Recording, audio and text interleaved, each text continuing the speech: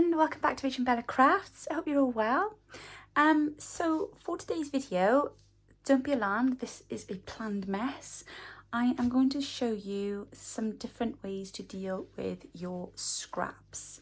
Now, I know not everybody hangs on to their paper scraps. Some of you don't know what to do with them. Some of you are very competent at dealing with your scraps and thankfully share lots of brilliant inspirational pictures with us. But I've just been like kind of putting them off, and I fall into this bad habit of where I finish a project and then I just get a Polly Pocket or a kind of plastic file folder and just scoop it all in and think, oh, I'll keep that together for the next time I do that particular kit, and then never seem to pick the kit up again, or just we're always just moving on to something else, aren't we? So I'm really trying to kind of get a handle on what's left over at the end of a project. Not only that, but if we use our scraps as we're going along, you'll find that very often it's nice then to have a bit of a stash of ephemera or embellishments put to the side and ready to use for your next project. Okay, so how do we deal with all these scraps? Well, the first thing that I would do is organise them all by shape and size. This pile here has got lots of different scripts on it, and I've also added some interesting backing papers such as graph paper, a bit more script paper there, and there is some more music paper there. Then over here I've got things like slightly wider long rectangle shapes, and a bit of a toey one there. And then I've got another pile, and these are the really long cut off bits. So these are probably all of our end pieces from where we've, you know, cut paper down to size and what have you. So I think we tend to have most of these more than anything else, but they should be in the other pile. Oh, dear me, that's not good organising, is that? There we go. Sorry, we were doing it on the living room floor, so it was a bit of a decant back to the craft desk, but there we go, just pop those over there. So that's that section. Then here we've got another pile. Oh, excuse me, stretching in front of the screen. These are long sections again, but shorter and narrower, if that makes sense. So there's a couple that have crept in to the wrong one, but we can shift them across, that's no problem. And then the next section that I've done are the smaller kind of shorter rectangle shapes. So again, you know, these are the kind of shapes that really, these still have life in them, potentially for tag shapes. My gosh, all sorts of things come to mind just from leafing through them. The thing is, I think that just by sometimes sorting out your scraps into shapes and sizes, it gives you some indication of what's there. I mean, I found some really interesting things in Mum's scraps. So, you know, there's some ready-made journaling cards here. She's got some envelopes there. You know, lots of different bits and pieces. So, you know, that's an ideal thing for a base for a journaling card.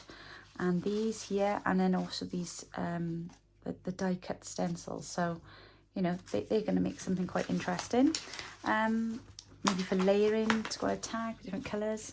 There were also little bits and pieces in there from left over from using kits. So we've got some pockets here, we've got some tags, some little tags, a little envelope, so they're ready to be used.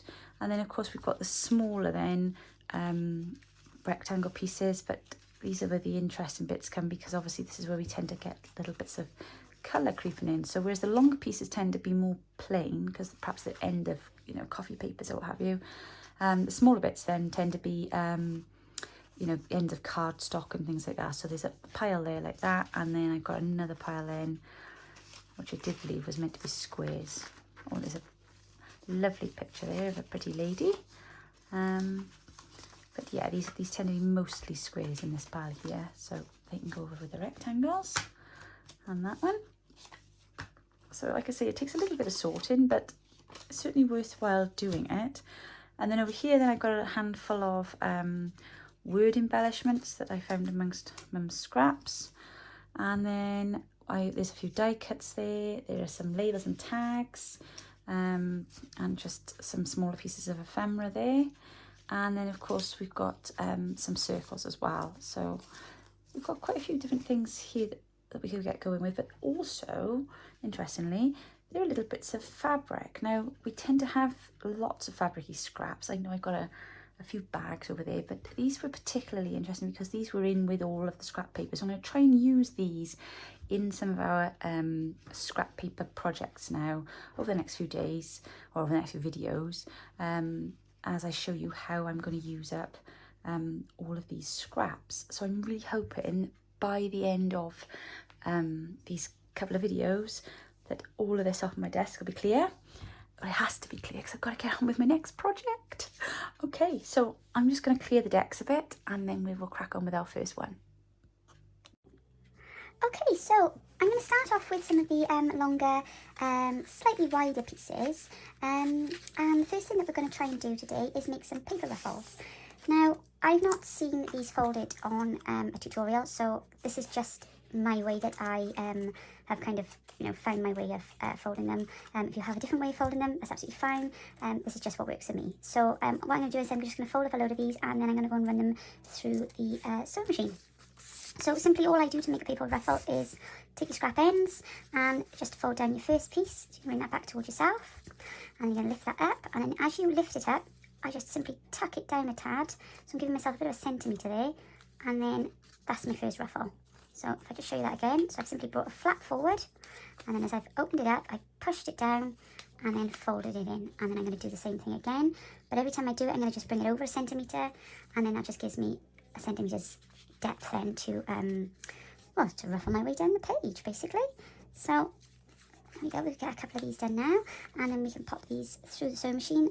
This is one thing I think that with scraps, I've got to say, I think that adding a little bit of stitching from the sewing machine really does just add to it, because I think at least then, no matter what paper you're using, if it's plain or has no design on it, adding a little bit of stitching, it does kind of just give it that little bit extra.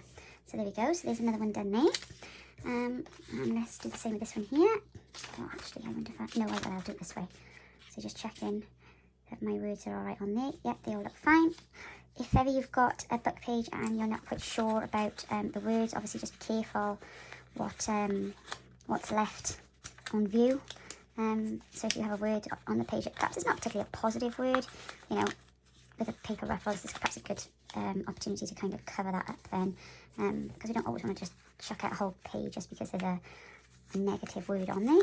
Obviously, if there's anything that's not good, definitely don't be risking that. But you can just have words on there sometimes that are just not very positive, aren't they? If you think you're going to be putting them into a journal, which very often we look at as kind of a positive thing, you don't really want negative words jumping off the page at the first end here. So there we go, that's a bit of a fatty there. I might cut that one in half when we come to sewing it. But yeah, so what can we use these paper ruffles for? Well, actually, I find that the paper ruffles are brilliant for, quite typically, even though they tend to have come off the edge of a page, but they are great for embellishing the end of a page. You can get some really small ones, like this. So, you could add that perhaps to the front of a pocket or a tuck or something like that, or even onto a tag for a bit of embellishment. If you did a really small one, you could even use it as a, like the tassel on the top of a tag. So I've done that with them before now. But yeah, they've got lots of different uses, and I just think they're just really interesting. And like I said, they kind of look nothing when they're first just folded up, but if you want to ink them up then as well, which of course you can do in any colours, depending on what colour ink you've got there. I do think sometimes we feel that we're a bit limited to, just working with the vintage photo and the brown kind of colours. But in actual fact, you can use all sorts of different colours with inks, and it'll give you a different kind of finish every time. So there we go, we've got another one done there. Let's perhaps do one of these lighter ones here now, shall we? So yeah, what else could we perhaps use them for? I'm just trying to think now. So tabs, that was what I was looking for. Tabs on the top of tags, you could use small ones. Obviously, of course, if you had a particularly long sheet, you could just make one big long ruffle and then cut pieces off as and when you need them. So like I say, if you had a long one of these, you could then use, cut it down and use it several times for different tabs on your tags, which again just adds something a little bit interesting to what you're working with. Okay, so these are my ruffles. I've now stitched them all, as you can see. So I do tend to like to add a double thread sometimes as well, especially if it's thicker paper. So we've got lots of these here now. So these are music paper ones here and here. And there's a slightly, oh, he doesn't want to come out, longer one there. Obviously I'm just using blue thread because that's what I've got in my machine at the moment, because I'm working on the vintage journal with the blue kit. But I mean, obviously, you know, you could use browns, you could use any colours really. This is again another example of something that you could do using perhaps threads that you don't particularly use very often. And these are some smaller ones that I've done, and these have been done with coffee paper or tea dye paper. But I just think that they'll look cute on the edge of the page. So that's the first thing that we can do, paper ruffles with stitching. So I thought you all might like just to have a little bit of a puppy break. Time to have a break from those scraps and say hello. This is one of our little ones. Well, not so little now. They're turning into little lumpers. But he's nice and quiet now because he's just had a belly full of milk. So say hello, everybody. Bye-bye. Okay, so the next thing that we're going to look at is some kind of paper cluster. Now, these are not the normal kind of paper clusters I make with the small ones. These are going to be paper clusters I'm going to make to go on the side of a page. And they can be either used as a text spot, they can just be there for decorative purposes, you know, all kinds of things really. But these are a great way to use up these perhaps scraggier ends of paper that you've got left over, and also ideal if you've got one or two that have obviously got a bit of a pattern on, because they just add a little bit to it. Now you can ink these if you want to. I'm not going to ink because quite frankly it would just take too long, and so if you're not inking, it can be a good idea to try and intersperse your papers so that you've got perhaps some darker coloured paper, you know, mixed in with then perhaps lighter ones, just to give a little bit of contrast. So I'm going to give it a go. I am going to just add the lightest layer of glue as I go along, because I do intend to stitch these later on. And of course, just bearing in mind that whatever I stick down, I need to have something that sticks out that will then act as a text spot later on when it goes over onto the book page, or the page rather, not the book page. One great thing about these is that you can just add them on top of each other, you know, a little bit haphazardly. That kind of works better rather than you trying to have too fixed a system with it. But obviously just bear in mind you kind of want your colours to go as well. You don't want it to be too, you know, clashy kind of thing. Again, you can, you know, kind of embellish this then with, sorry, I'm just reading my book page words on here, just checking there's nothing horrifying on there. You can embellish these then with the stitching that you use, or you know, by adding perhaps a label, or let's have a little look and see what we've got here, because I've got some smaller pieces of ephemera, which might be quite nice to just finish them off. So I might pop that there, and I think if I do put a label on, I am going to just ink the label, because it's good then if it stands out a little bit. And then you can choose then as well whether or not you want to put the any embellishment that you put on, if you're going to put it on before or after you stitch. But that just gives you a you know, a basic idea there of the kind of thing that we're looking at here. So just basically layering up different types of papers, and then when I've done a load, then I'm going to just do a running zigzag stitch up and down there to finish it off. So again, let's have another look for some torn pieces. As with everything else, when you start doing this, you tend to then end up with more torn pieces than you started with in the first place, but they'll just be a different shape by the time we finished. So it's all fun and games, isn't it? It's all part and parcel of it. We're just changing you know, shapes and sizes of what we've got on our desk, but it's just kind of, you know, having a use for everything really, because you know, we say that we like to try and use up as much as we can, but I do find that obviously sometimes with this craft you can end up then with more waste if you're not careful. So I think it's really good to kind of have something in mind so that you can find a way to use up as much of it as you can. Now, of course, the other great thing about these little scrappy clusters is you can also add scraps of fabric in there as well. So that really kind of adds to that and gives just, you know, you get some different colours and textures in there then, which is always great. We love that, don't we? Lots of texture. What other ones have we got? Yeah, I got a little bit of graph paper. That might be quite nice on the front of it. Yep, I'm quite liking that there. Like I say, you know, you don't want to overthink it too much, because at the end of the day, you know, it's a big stitch goes running down through the centre of it then afterwards, and that tends to cover most of what we see anyway. It's just having that, you know, kind of depth really of layers. Oh gosh, that's very realistic. I thought that was actually on there then. Me trying to pull the paper clip off. You can tell it's late, can you?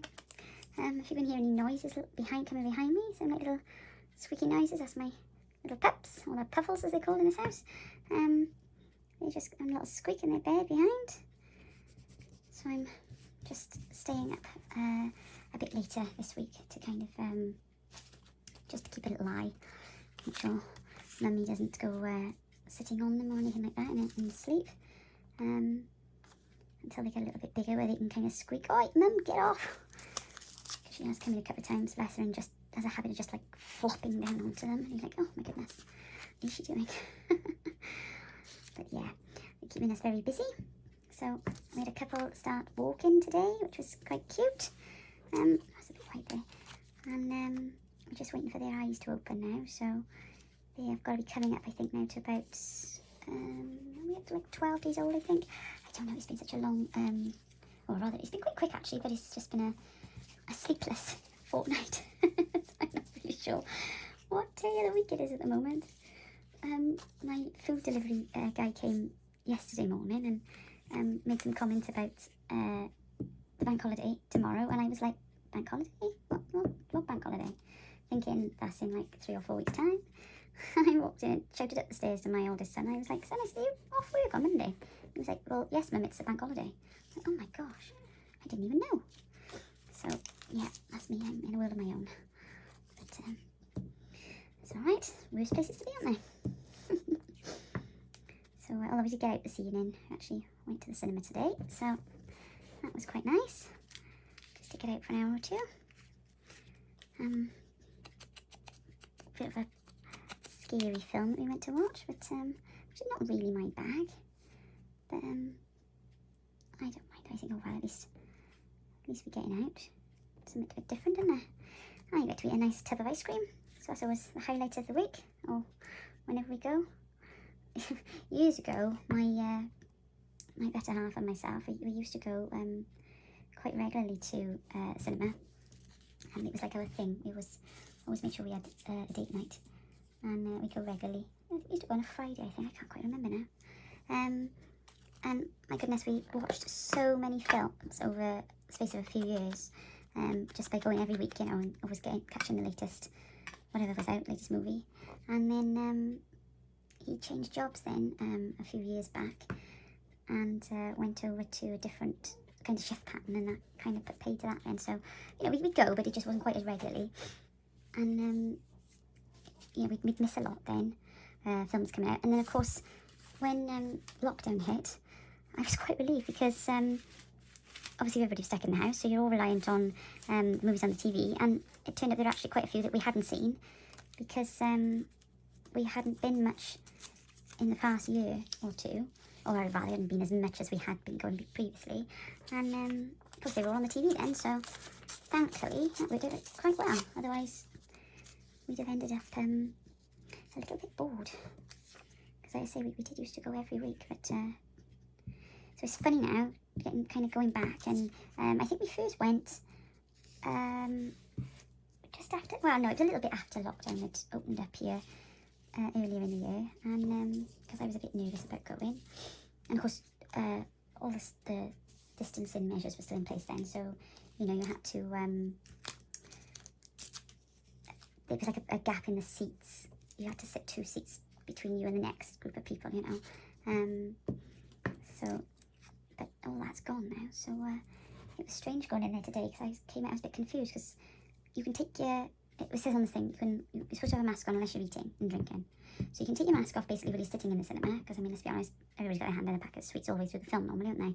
Or whatever you're eating, you know. Especially if it's a bit of a scary film, because it's something to do with your hands rather than be shaking. But no. When you come out then, I was under the impression obviously that you had to put your mask back on. So, you know, I plunked my mask back on, nipped to the loo before I drove home, and it was like everyone was coming out with no masks on then, so I was like, oh, do we not need to wear our masks? Do we need to wear our masks? I don't know, I'm a bit confused. So, I'm not sure. I don't think anybody really knows what we're meant to be doing here now, because Of course, all our rules here are different to England's rules. So in Wales, where we are, it's different to England, and again, then I believe different to Scotland. So you could drive over the border and not really know what you're meant to be doing. But the schools all go back now on Friday. My son goes back to school, which is a bizarre day to be starting school, I think, but there we go. Yeah, so my youngest starts secondary school on Friday, which is going to be a little bit, well, a big change really for him and for us. But they just changed all the rules around that as well now, so I don't really know what they were doing before the summer break, the secondary schools, because I didn't actually, for a year, I've gone without a child in secondary school. First time in 8 years, I think. But I believe that they've relaxed all of that now as well, so. But now they're talking as well then about vaccinating the younger children, so I'm not quite sure how I feel about that at the minute. Because obviously my son's only 11. But we'll see what happens. I'm sure they know what they're doing. We just got to hope that we have a better winter now, haven't we? And things don't go back to where we were last winter, because I think we really are all just at the point now where we're just ready to kind of need to get some kind of normality back, don't we? Need to get back on track with things, and you know, like we're starting to see family and friends again now, which is great, and you know, we all really needed that, didn't we? So we don't want to go losing that again if we can help it. Obviously we still got to make sure that we keep them safe, haven't we? But yeah, it's funny is that you experience a little bit of freedom and we don't want to give it up now, do we? But yeah, obviously tonight sitting here thinking of all our friends in the States, and down in Louisiana they've got a terrible hurricane that's coming through, Hurricane Ida I think it's called. So yeah, we're really kind of our thoughts are with them at the minute. I know we've got a couple of ladies in our Facebook group. Marcy's the one lady, she's lovely. She's got a heart of gold. She joined the group recently and sent basically random act of kindness. You know, she sent little envelopes with happy mail out to pretty much everybody I think on the rack list in the States. And it was just so lovely, so kind of her. So to read then this morning that she was going through that down there now, it's really you know, we just wish them all well, and hope that tomorrow they can all get in touch with us and just let us know that they're all okay, and that just hopefully that their homes have all been you know, kept safe, because it's been a tough time without the added stuff with the weather, you know. We really don't need her acting up now, do we? Because we've had the most bizarre summer. It's just been so wet here and miserable really, with that gorgeous heat wave that was quite out of character for, especially for Wales. And then it went. So the first week of the school summer holidays for the children, they were like, oh, it's going to be a nice hot summer. I mean, 1 week, I'm really glad we kind of did stuff, you know, made the most of it, because I down tools a bit for that week, and we hit the beach a few times, and then that was it. So they did promise it was coming back, and I was like, do I put the pool away? Do I leave it out? And it didn't come back, so I'm glad I put it away in the end. But there we go. So my youngest is already now uttering those words that we parents love to hear. For Christmas? Oh, no. Like, really? Are we at that point again? Oh my gosh, it just seems to be an endless cycle, doesn't it? Of thinking about Christmas, Christmas comes, get Christmas over with, recover from Christmas, wait for summer to come. If you live where we live, summer never comes. And then we're back to thinking about Christmas.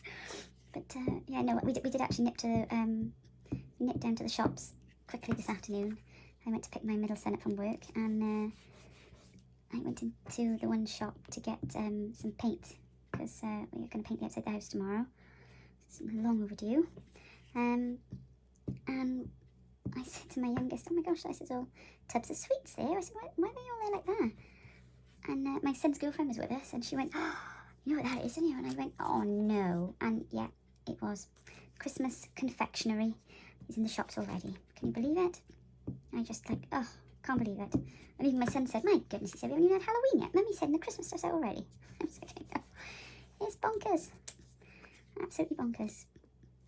But fascinating. It's amazing we got sweets on the shelves, because I gotta be honest, I don't follow the news as much as I used to. I think last year we all watched enough news to last us a lifetime, and I tend to just avoid it these days. You know, unless there's something major happening, and I do switch on an update. But here we've got like just major shortages of stuff in our grocery stores. Baked beans. Is that a British thing? I'm not quite sure. Beans are like pulse beans in tomato sauce in a tin. So you get like spaghetti and then you get baked beans. Well, they're like a staple diet here in the UK. I'm not sure everywhere else. You may have them everywhere, I don't really know. But yeah, if you live in the UK, beans, especially with cooked breakfast, they love them. And I know my boys love them. They like beans on toast. And I went in the cupboard earlier. Well, the last 3 weeks I've done my online food shop, and no, there hasn't been any in stock. And I went into the food cupboard today in my larder. And I laughed, and I went in and said to them all, I said, you know what? I said, these are the last 2 tins of beans in the cupboard. And I said, they could be like one of the last tins of beans in our area. I said, now, do I give them to you for tea, or do I put them on eBay? So they all laughed. But seriously, it's bonkers. It's stuff that you can't get hold of. Because I said to them, I said, you know, where do beans come from then? Obviously not where they're grown, but where do we get baked beans from? You know, where they manufactured? Because for them to just not be available, I find that really strange.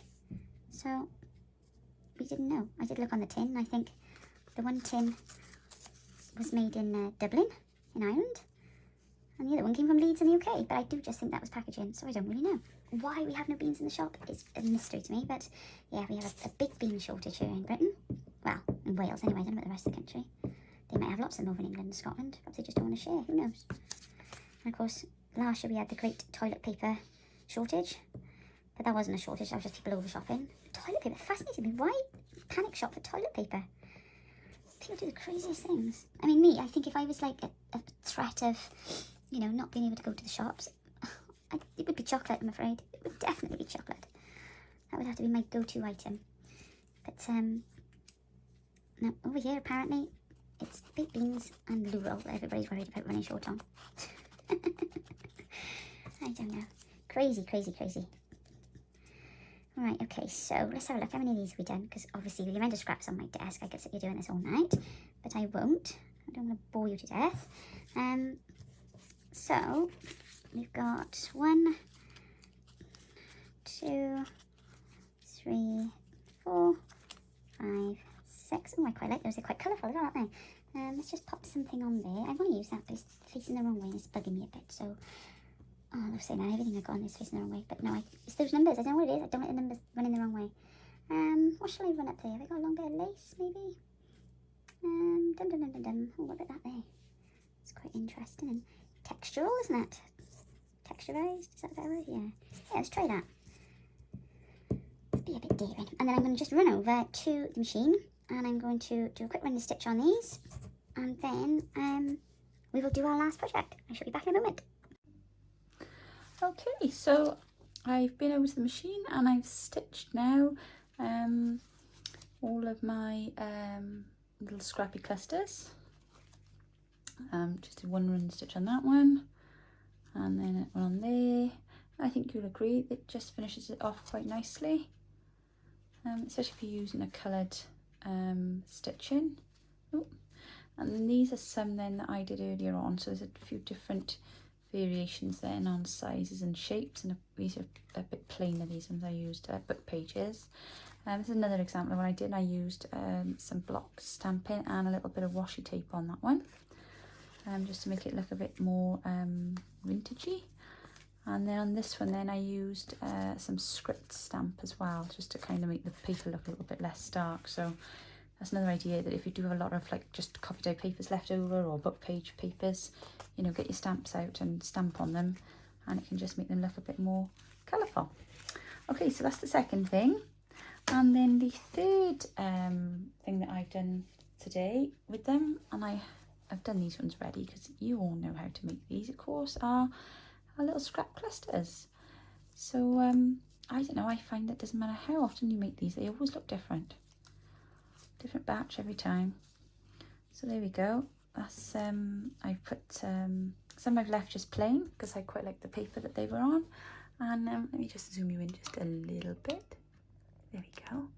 And then I put some buttons and some scrap lace on some of them, and a couple I put labels on, and then I put a die cut on that one. But I think you'll agree they look rather marvellous. So there we go. So that's our three quick ideas of things to do with your scrap papers. So we've got our paper ruffles. Again, these are nice to run down the edges of your pages.